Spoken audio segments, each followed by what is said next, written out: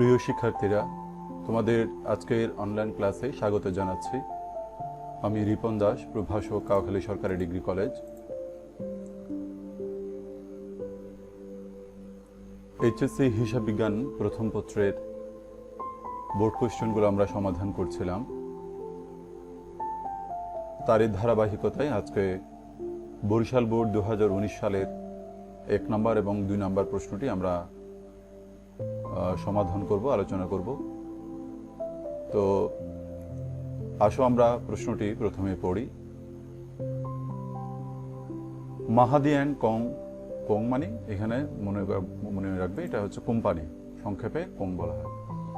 মাহাদি and কোম্পানির 2018 সালের 31 December তারিখে নিম্নোক্ত রেওয়া মিল ও অন্যান্য তথ্য প্রদত্ত হলো। মাহাদি অ্যান্ড কোম্পানির রেওয়া মিল দেওয়া আছে এখানে। তো রেওয়া মিলের প্রথমে আছে নগদ তহবিল 10,000 টাকা, প্রারম্ভিক মজুত পণ্য 75,000 টাকা, পণ্য ক্রয় ও বিক্রয় 3,05,30,000 টাকা, বিক্রয় ফেরত ও ক্রয় ফেরত আছে 5,000 টাকা, 11,000 টাকা, বেতন 10 মাসের জন্য 60,000 টাকা দেওয়া আছে। তার মানে 2 মাসে বকেয়া। 1 মাসের জন্য হবে 6,000 টাকা, কারণ 10 দিয়ে ভাগ করে। 2 মাসের জন্য হবে 12,000 টাকা, বিজ্ঞাপন 14,000 টাকা, মূলধন 1,30,000 টাকা, আসবাবপত্র 3 লক্ষ টাকা, 6% ঋণপত্র 1/4/2017, এপ্রিল মাসের 1 তারিখে এই ঋণপত্রটা। তাহলে এপ্রিল থেকে ধরলে আমরা 9 মাস পাবো। এই 1 লক্ষ টাকা 6%-এ 6,000 টাকা আসে, 12 দিয়ে ভাগ করলে 500 টাকা, আর 9 দিয়ে গুণ করলে 4,500 টাকা ঋণপত্রের সুদ। প্রাপ্য হিসাব ও প্রদেয় হিসাব 25,000 টাকা, 19,500 টাকা। চালানে কারবারে প্রেরিত পণ্য 1,500 টাকা। এখন এখানে সমন্বয় যে 1 নম্বর সমন্বয়ে বলা হয়েছে সমাপনী মজুত পণ্য মূল্যায়ন করা হয়েছে 50,000 টাকা, বিক্রয় অথবা ফেরত শর্তে প্রেরিত 10,000 টাকা মূল্যের পণ্য বিক্রয়ের অন্তর্ভুক্ত আছে, যা বিক্রয় হিসেবে গণ্য হয়নি। অর্থাৎ কোন একটা প্রতিনিধিকে পণ্য পাঠানো হয়, সে পারলে বিক্রয় করবে, আর যদি বিক্রয় করতে না পারে তাহলে ফেরত পাঠাবে।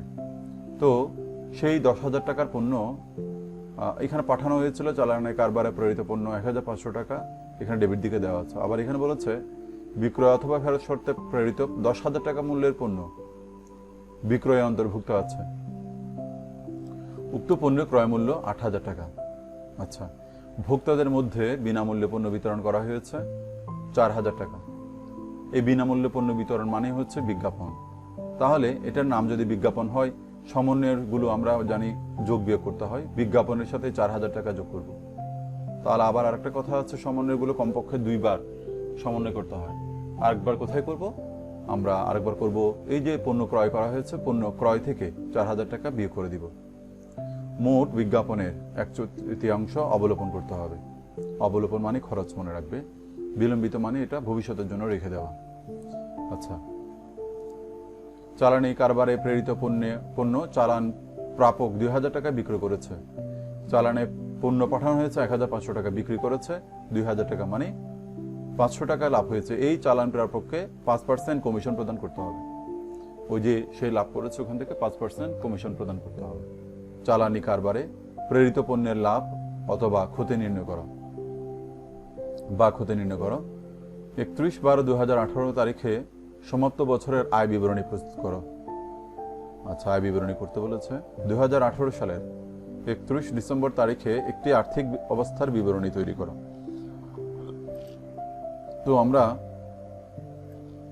সমাধানে যদি যাই, দেখা যাচ্ছে প্রথমে যে চালানে কারবারে প্রেরিত পণ্যের লাভ ক্ষতি সেটা নির্ণয় করি। চালানি কারবারে প্রেরিত পণ্যের বিক্রয় মূল্য কত? 2,000 টাকা। আচ্ছা, তো আমরা জানি বিক্রয় মূল্যের উপর সে কমিশন ধরবে, সে 5% কমিশন পাবে। 2,000 টাকার 5% কমিশন 100 টাকা। তাহলে চালানি প্রাপকের নিকট প্রাপ্য হচ্ছে 1,900 টাকা, এটা বিয়োগ করার পর। চালানি কারবারে প্রেরিত পণ্য দাম হচ্ছে 1,500 টাকা, আর প্রেরিত পণ্যের লাভ হচ্ছে 400 টাকা। সহজ হিসাব। যেটা বিক্রয় করবে সেটার উপর যে পার্সেন্টেজটা দেওয়া থাকবে সেই পার্সেন্টেজ ধরে আমরা কত টাকা কমিশন দিতে হবে সেটা দেখব। তো বিক্রয় মূল্য থেকে কমিশন বাদ দেওয়ার পর যেটা থাকে সেটা হচ্ছে বিক্রয়, নিট বিক্রয়। তো ওখান থেকে আমরা ক্রয় মূল্যটা বিয়োগ করে দিব, বাকিটা হচ্ছে লাভ। এবার বলা হচ্ছে মাহাদি অ্যান্ড কোম্পানি এর বিশদায় বিবরণী। আচ্ছা, বিশদায় বিবরণী করতে গেলে আমাদের কি লাগে? প্রথমে নিট বিক্রয়, সেখান থেকে বিক্রিত পণ্যের ব্যয় বিয়োগ করতে হয়। তারপরে আমাদের পরিচালন ব্যয় যোগ বিয়োগ করে অপরিচালনায় এবং অপরিচালন ব্যয় যোগ বিয়োগ করতে হয়। তো বিক্রয় 5,30,000 টাকা, ওই যে বিক্রয় ফেরত 5,000 টাকা, সেখান থেকে আবার আমরা বিক্রয় অথবা ফেরত শর্তে বিক্রয় 10,000 টাকা বিয়োগ করে দিব। তাহলে নিট বিক্রয় দাঁড়াচ্ছে 5,15,000 টাকা। বিক্রিত পণ্যের ব্যয় বিয়োগ করব। প্রারম্ভিক মজুত পণ্য 75,000 টাকা, পণ্য ক্রয় 3 লক্ষ টাকা, ওখান থেকে ক্রয় ফেরত বিয়োগ করবো এবং বিনামূল্য পণ্য বিতরণটা বিয়োগ করব। তাহলে 2,85,000 টাকা নিট ক্রয়। আমরা সমাপনী মজুত পণ্যের সাথে খরিদ্দারের নিকট যে মজুত পণ্য আছে সেটা যোগ করে দিব। এই যে এখানে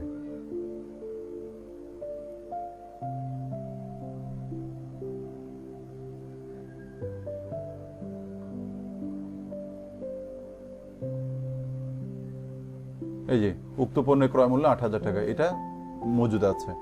তো আমরা সমাপনী মজুত পণ্যের সাথে এটা যোগ করতে হবে। তাহলে 58,000 টাকা সমাপনী মজুত পণ্য। এই 75,000, 2,85,000, 3,60,000, এই তিনটা যোগ করলে যোগফল থেকে আমরা 58,000 বিয়োগ করার পর 3,02,000 টাকা পাচ্ছি। আচ্ছা, তো এই 5,15,000 টাকা থেকে 3,02,000 বিয়োগ করার পর 2,13,000 টাকা হচ্ছে মোট মুনাফা। আমাদেরকে পরিচালনায় যোগ করতে হবে। এই যে চালানি পণ্যের মুনাফা সেটা যোগ করতে হবে 400 টাকা। 2,13,400 টাকা পাওয়া গেল। এবার পরিচালন ব্যয় বিয়োগ করতে হবে।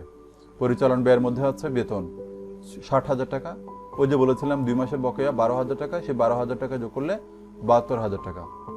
তারপর আছে বিজ্ঞাপন, আগেও বলেছিলাম বিজ্ঞাপনের সাথে পণ্য বিতরণটা যোগ করব 4,000 টাকা, 18,000 টাকা। এই 18,000 টাকার 1/3 অবলোপন করতে হবে, তার মানে 2/3 বিলম্বিত।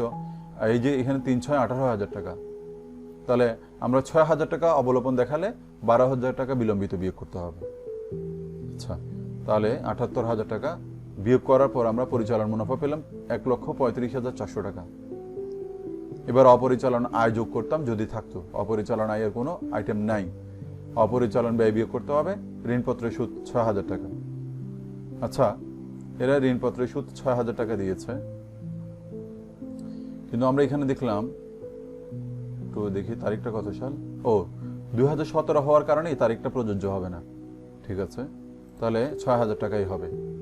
6,000 টাকা বিয়োগ করার পর আমরা নিট মুনাফা পাচ্ছি কত টাকা? 1,29,400 টাকা। আচ্ছা, এবার গতে বলেছে আর্থিক অবস্থার বিবরণী প্রস্তুত করার জন্য। তো আমাদের আর্থিক অবস্থার বিবরণী যদি প্রস্তুত করতে হয়, সম্পদ এবং দায়ের মালিকানা সত্ত্ব এগুলো সমন্বয় করতে হবে। আমাদের চলতি সম্পদ এখানে প্রথমে লিখতে হবে চলতি সম্পদ। চলতি সম্পদে নগদ তহবিল 10,000 টাকা, আমরা আগে প্রশ্নে পড়েছি। প্রাপ্য হিসাব 25,000 টাকা। এখান থেকে বিক্রয় অথবা ফেরত সত্ত্বে বিক্রয় 10,000 টাকা বিয়োগ করতে হবে। কেন বিয়োগ করতে হবে? কারণ আমরা এটা যখন বিক্রয় অথবা ফেরত শর্তে বিক্রয় বলেছিলাম তখন এটা আমরা প্রাপ্য হিসাবে যোগ করে দিয়েছিলাম, এটা আমরা পাবো বলে যোগ করেছিলাম। এখন এটা বিয়োগ করতে হবে 10,000 টাকা, 15,000 টাকা থাকে। সমাপনী মজুত পণ্যের সাথে খরিদ্দারের নিকট মজুত যেটা সেটা যোগ করার পর 58,000 টাকা। চালানি প্রাপকের নিকট প্রাপ্য 1,900 টাকা। তাহলে টোটাল চলতি সম্পদ দাঁড়াচ্ছে 84,900 টাকা। স্থায়ী সম্পদ আসবাবপত্র আছে 3 লক্ষ টাকা। অসমন্বয়কৃত ব্যয় বিলম্বিত বিজ্ঞাপন 12,000 টাকা। তাহলে মোট সম্পদ আমরা 3,96,900 টাকা পাচ্ছি। এবার দায় দেখাতে হবে। প্রদেয় হিসাব 19,500 টাকা, বকেয়া বেতন 12,000 টাকা, ঋণপত্রের বকেয়া সুদ 6,000 টাকা। তাহলে তিনটা যোগ করলে 37,500 মোট চলতি সম্পদ। এবার দীর্ঘমেয়াদী দায় 6% ঋণপত্র 1 লক্ষ টাকা, মূলধন 1,30,000 টাকা, নিট মুনাফা হচ্ছে 1,29,400 টাকা, যোগ করলে 2,59,400 টাকা। এগুলো সব যোগ করার পর ওই 3,96,900 টাকা আমাদের অঙ্কটা মিলে গেল। এই হচ্ছে প্রথম অঙ্কটা। তো 2 নম্বর অঙ্কে আমরা প্রশ্নটা পড়ি। মেসেস জহির অ্যান্ড সন্সের 2018 সালের 31 ডিসেম্বর তারিখের রেওয়ামলটি নিম্নরূপ: নগদ তহবিল ও ব্যাংক জমা 40,000 টাকা, নগদ তহবিল ও ব্যাংক জমা একসাথে আছে। ক্রয় 3 লক্ষ টাকা, 10% বিনিয়োগ, দীর্ঘমেয়াদী বিনিয়োগ আর কি, 1,40,000 টাকা। মণিহারি 8,000 টাকা, মজুরি 25,000 টাকা, ভাড়া 50,000 টাকা, বিক্রয় 6,16,000 টাকা, বিক্রয় কর্মীর কমিশন 45,000 টাকা, অফিস সরঞ্জাম আছে 1,95,000 টাকা, প্রারম্ভিক মজুত পণ্য 40,000 টাকা, মূলধন 3 লক্ষ টাকা, প্রদেয় হিসাব 75,000 টাকা, প্রাপ্য হিসাব 1 লক্ষ টাকা, আন্তঃপরিবহন 4,000 টাকা, উত্তোলন 44,000 টাকা। তো সমন্বয়ের মধ্যে বলা হয়েছে 1 নম্বরে সমাপনী মজুত পণ্য 1,20,000 টাকা মূল্যায়ন করা হয়েছে। এর মধ্যে 20,000 টাকার আগুনে বিনষ্ট পণ্য অন্তর্ভুক্ত রয়েছে, তাহলে এটি বিয়োগ করতে হবে। বীমা কোম্পানি ক্ষতিপূরণ বাবদ 14,000 টাকা দিতে সম্মত হয়েছে, তাহলে বীমা দাবি হচ্ছে 14,000 টাকা আর 6,000 টাকা হচ্ছে ক্ষতি। মজুরির মধ্যে 5,000 টাকা সরঞ্জাম সংস্থাপন ব্যয় অন্তর্ভুক্ত আছে, এই যে মজুরি থেকে বিয়োগ করব। উক্ত সরঞ্জাম 1/7/2018 তারিখে ক্রয় করা হয়েছে, যার মূল্য 45,000 টাকা। আচ্ছা, মজুরির মধ্যে 5,000 টাকা সরঞ্জাম, এটা বিয়োগ করতে হবে। আবার উক্ত সরঞ্জাম 2018 তারিখে ক্রয় করা হয়েছে, যার মূল্য হচ্ছে 45,000 টাকা। সরঞ্জামের উপর 10% অবচয় ধার্য করতে হবে। আচ্ছা, প্রারম্ভিক মজুদের মধ্যে 2,000 টাকার অব্যবহৃত মণিহারে অন্তর্ভুক্ত আছে, সেটা প্রারম্ভিক মজুদ পণ্য থেকে বিয়োগ করতে হবে। অব্যবহৃত মণিহারি আবার আমাদের চলতি সম্পদ অসমন্বয়কৃত ব্যয়ের দিকে বা চলতি সম্পদের দিকে আমরা দিব। অন্যদিকে বছর শেষে 1,500 টাকার মণিহারে হাতে আছে। আচ্ছা, এখানে 1,500 টাকা। 1/7/2018 তারিখে 40,000 টাকা নতুন বিনিয়োগ করা হয়েছে, নতুন বিনিয়োগ 40,000 টাকা। বাকিতে বিক্রয় 10,000 টাকা এবং বাকিতে ক্রয় 5,000 টাকা হিসেবভুক্ত হয়নি, এগুলো ক্রয় এবং বিক্রয়ের সাথে যোগ করতে হবে। প্রশ্নে কতে বলেছে বিনিয়োগের সুদ ও ব্যবহৃত মণিহারি পরিমাণ নির্ণয় করো। 31 ডিসেম্বর তারিখে 2018 সালের 31 ডিসেম্বর 2018 তারিখে সমাপ্ত বছরের মোট লাভ নির্ণয় করো। নেট লাভ 2,64,000 টাকা ধরে 2018 সালের 31 ডিসেম্বর তারিখে আর্থিক অবস্থার বিবরণী তৈরি করো। তো আমরা কতে যাই? বিনিয়োগের সুদ ও ব্যবহৃত মণিহারি পরিমাণ নির্ণয় করব। বিনিয়োগের সুদ প্রথমে হচ্ছে 1 লক্ষ টাকা, 10%, সেটা 15 বছরের হবে। কত? 10,000 টাকা। 40,000 টাকা পরবর্তীতে জুলাইতে বিনিয়োগ করা হয়েছে, সেজন্য 10%-এ 4,000 টাকার অর্ধেক হচ্ছে 2,000 টাকা। ওইদিকে 10,000 টাকা আর এদিকে 2,000 টাকা, কত দাঁড়ায়? 12,000 টাকা। জেড টেনে দিবে। ব্যবহৃত মণিহারি, প্রারম্ভিক মণিহারি 2,000 টাকা, মণিহারি ক্রয় করেছে 8,000 টাকা, তাহলে মণিহারি দাঁড়াচ্ছে 10,000 টাকা। সমাপনী মণিহারি 1,500 টাকা, তাহলে ব্যবহৃত মণিহারি 8,500 টাকা। এটা খরচের দিকে যাবে, এই যে এটা খরচের দিকে যাবে।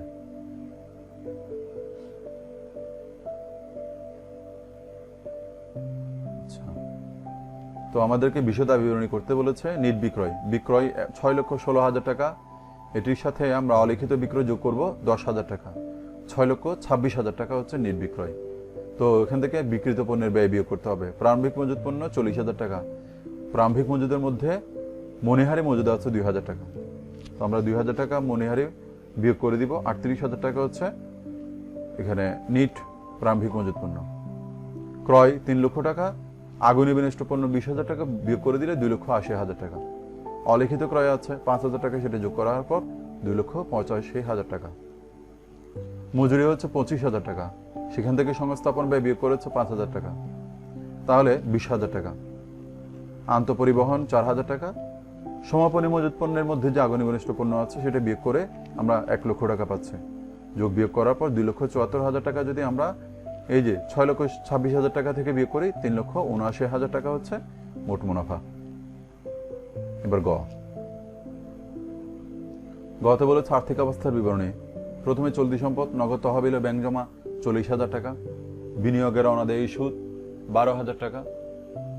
প্রাপ্য হিসাব 1 লক্ষ টাকা, এটার সাথে অলিখিত বিক্রয়ে 10,000 টাকা যোগ হবে। সমাপনী মজুত পণ্য 1,20,000 টাকা, আগামী বিনষ্ট পণ্যটি বিয়োগ করে আমরা 1 লক্ষ টাকা পাচ্ছি। বীমা কোম্পানি হতে প্রাপ্য 14,000 টাকা। অব্যবহৃত মনিহারি 1,500 টাকা। সবগুলো যোগ করলে 2,77,500 টাকা আসে। এটা হচ্ছে মোট চলতি সম্পদ। দীর্ঘমেয়াদী বিনিয়োগ 1,40,000 টাকা। 1 লক্ষ টাকা ছিল প্রথমে, আবার পরে 40,000 টাকা বিনিয়োগ করা হয়েছে। তোমরা চাইলে এখানে লিখে দিতে পারো 1 লক্ষ যোগ 40,000। স্থায়ী সম্পদ অফিস সরঞ্জাম 1,95,000। সংস্থাপন ব্যয় 5,000, তাহলে 2 লক্ষ টাকা। পুঞ্জীভূত অবচয় 17,500 টাকা বিয়ে করলে 1,82,500 টাকা। মোট সম্পদ হচ্ছে 6 লক্ষ টাকা। এবার আমাদের চলতি দায় প্রদেয় হিসাব 75,000 টাকা, অলিখিত ক্রয় 5,000 টাকা, 80,000 টাকা। মালিকানা সত্ত্ব মূলধন 3 লক্ষ টাকা। নিট লাভ যে প্রশ্ন দেওয়া আছে 2,64,000 টাকা, সেটি যোগ করলে 5,64,000 টাকা। উত্তোলন বিয়োগ করলে 44,000 টাকা, 5,20,000 টাকা হচ্ছে। এই 5,20,000 টাকা যোগ 80,000 টাকা, 6 লক্ষ টাকা। এটা তোমরা জেড টেনে দিবে। তো শিক্ষার্থী বৃন্দ, তোমাদের জন্য আজকের এই ক্লাসটি আমরা যে 1 নম্বর এবং 2 নম্বর অঙ্কটি করেছি। অঙ্কগুলো বাসায় আবারও বলছি, বারবার বলছি, তোমরা চর্চা করবে। চর্চা ব্যতিরেকে আমরা কখনো অঙ্ক ভালো করে শিখতে পারবো না। যাই হোক, আজকের মতো এখানেই শেষ করছি ক্লাস। ভালো থেকো, ধন্যবাদ।